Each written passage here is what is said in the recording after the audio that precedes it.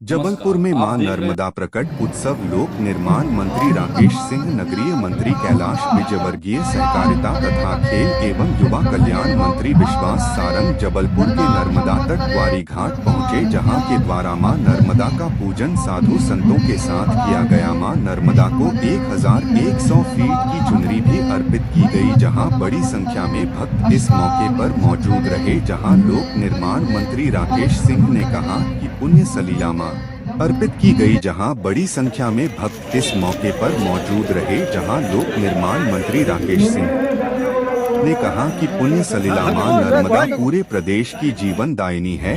जहां जबलपुर में धूमधाम से मां नर्मदा का प्रकट उत्सव भक्तों के द्वारा मनाया जाता है। जहां सुबह से ही भक्त मां के दर्शन करने पहुंचे, वहीं इस बार मां नर्मदा के भक्तों के द्वारा घाट पर प्रसाद का वितरण नहीं किया जा, जिससे कि घाट पर गंदगी नहीं होगी और घाट से दूर चौराहा पर प्रसाद वितरण भंडारे का आयोजन किया गया है। वहीं जिला प्रशासन और पुलिस के द्वारा भी व्यापक सुरक्षा व्यवस्था मां नर्मदा के घाटों में की गई है, जिससे कि भक्तों को किसी भी प्रकार की कठिनाई का सामना नहीं करना पड़ेगा। वहीं सरकार के द्वारा नर्मदा नदी में मिलने वाले गंदे नालों को लेकर कार्य योजना बनाई जा रही है। आने वाले समय में मां नर्मदा में किसी प्रकार के नाले नहीं मिलेंगे, जिसको सरकार योजना बनाकर आने वाले समय में कार्य करेगी। इस पर चर्चा हुई है, माननीय मुख्यमंत्री जी ने घोषणा भी की है, कहा भी है, और कि 2 साल के भीतर इसको लेकर एक योजना बन रही है, ताकि किसी भी तरह के गंदे नालों का मां में मिलना रुक सके या बंद हो सके।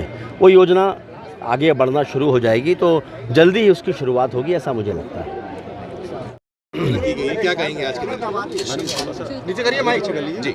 आज माँ का अवतरण दिवस है।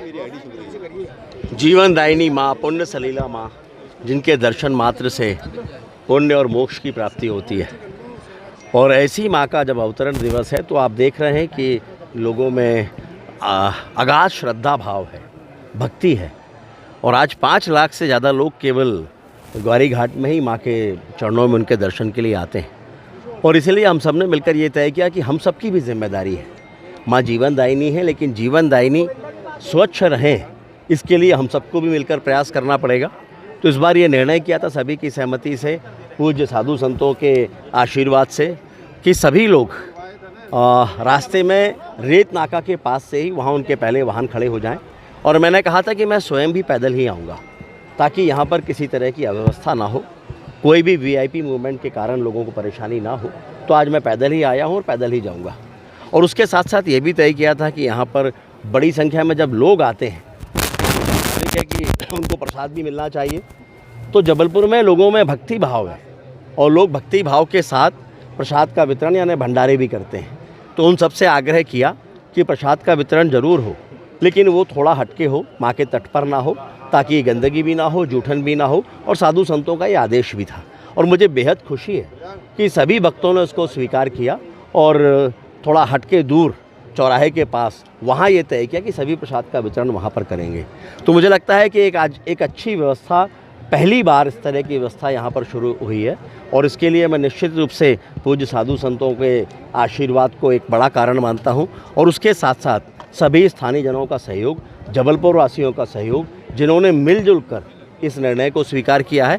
अभी माँ की चुनरी भी हम चढ़ाएंगे। इस बार एक अलग व्यवस्था बनी है कि माँ की चुनरी इस पार से उस पार दोनों तरफ के अर्पित करने के लिए एक ये रस्सा बांधा गया है, जिसके माध्यम से माँ की चुनरी उस पार तक जाएगी, और एक बहुत सुंदर दृश्य होगा माँ को अर्पित होने वाली चुनरी का। माँ को ये चुनरी अर्पित होगी, माँ का आशीर्वाद सभी को प्राप्त होगा। माँ के चरणों में प्रार्थना है कि माँ का आशीर्वाद, माँ की कृपा समस्त मध्य प्रदेश वासियों पर, देशवासियों पर बनी रहे, इस संस्कार धानी के लोगों पर बनी रहे। भाई साहब, आज की नर्मदा प्रकट उत्सव भी है, इस लिहाज से एसटीपी प्लांट